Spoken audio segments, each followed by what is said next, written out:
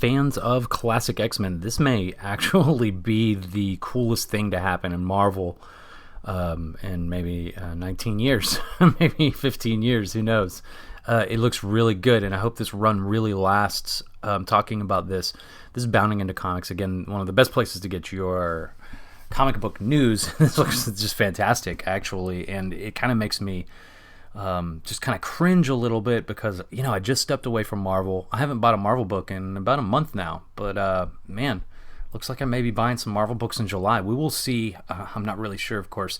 It's Hickman, and Jonathan Hickman was best known for his epic run of Fantastic Four, which was just, great.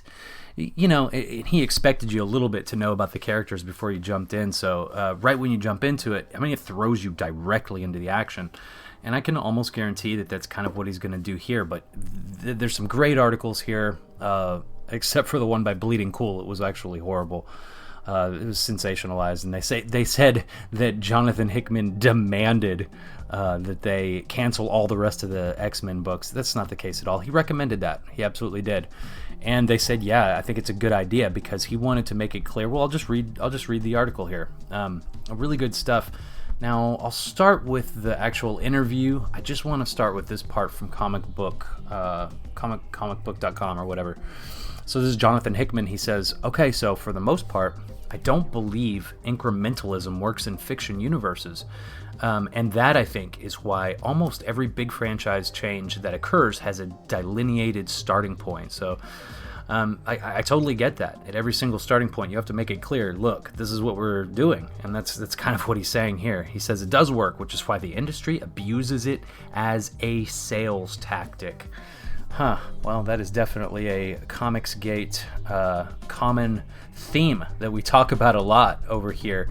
That, the industry's doing some really terrible things with their predatory sales tactics. That says absolutely. Jonathan Hickman's right. He says, in the spirit of what works and also what the market is used to, I don't feel like just doing a new #1 was enough.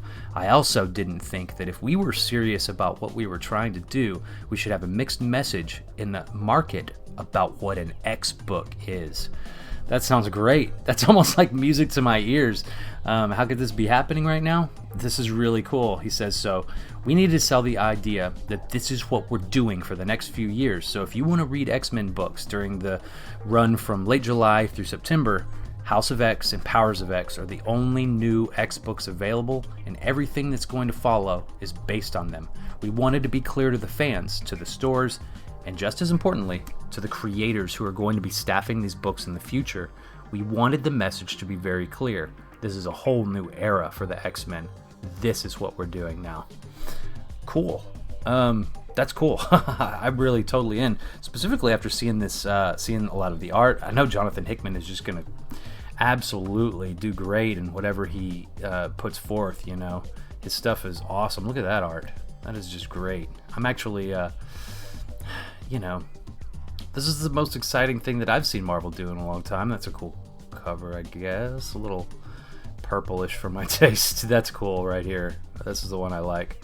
So, he said some really great things. I'm not going to make this video too long. I just want to kind of talk about a couple more things. He says, now this is from Bounding Into Comics. I moved back away from the just interview itself.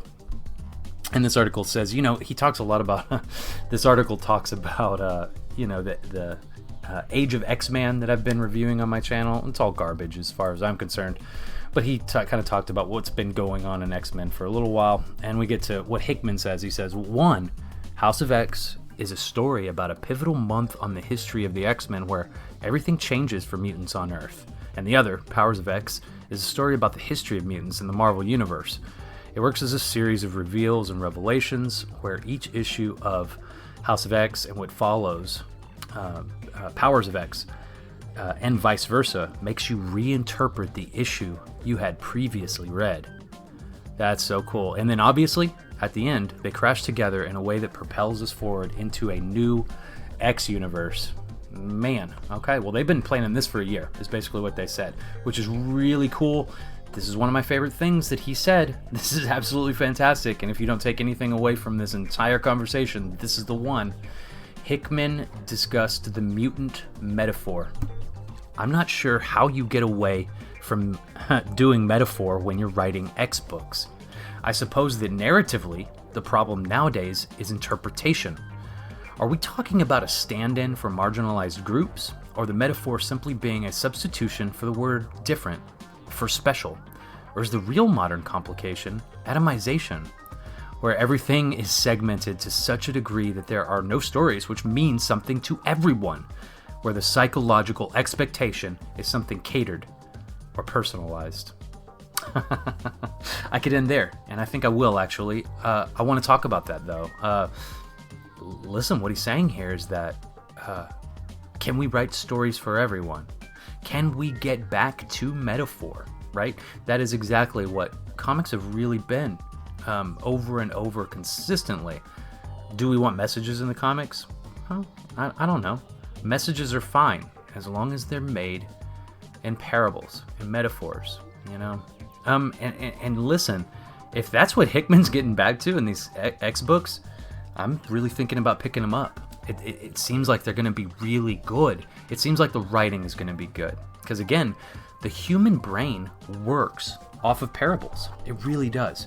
When we have an example for what, a parable for what something actually means, a representation of it that we can apply to our lives, it really enriches us, specifically if we learn something from it using critical thinking, not being told how to think like Tom Taylor does in comics, but thinking for yourself and allowing the storyline to allow the reader to think for themselves, using stories, using metaphors, using parables. Wow, okay, well, that's cool. I think that's really neat that the X-Men are getting back to some roots here. And the most important part is, like that I said, what I just read right there, that was great. So I'm going to leave a link down below to this Bounding Into Comics article. And that's, again, my very favorite portion of this was, of course, about the mutant metaphor. It's exciting. I don't know if I'll get the trades in the end or, how I'm going to read this, but at some point I'm going to read it, even if I don't buy it as we go. X-Men's my favorite series of all time, so, I gotta at least check it out. So, listen, guys, let me know what you think about this relaunch of the universe. Let me know what you think about Jonathan Hickman. I'd love to hear your great stories about the favorite stuff that he's ever written. He's a legend, and I'm really looking forward to reading his stuff in the future. Once again, folks, have a great day. I'm Chase. You're the gateway into comics.